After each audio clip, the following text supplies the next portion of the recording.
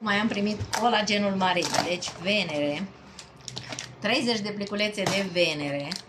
Este colagenul care are la bază vitamina A, vitamina E, vitamina B1, B2, B8 și este pentru oase sănătoase, vedere, pentru articulații, persoanele care au probleme cu articulațiile, pentru, cum vă spuneam, pentru ochi, pentru căderea părului, deci oase sănătoase, articulații sănătoase, păr sănătos, piele sănătoasă, deci un pliculeț aici.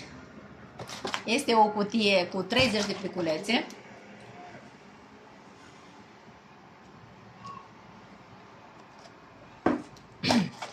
Elixirul frumuseții, dar și al sănătății. Așa că dacă te confrunți cu aceste probleme, colagenul, după o anumită vârstă, corpul nostru nu mai produce colagen și trebuie să integrăm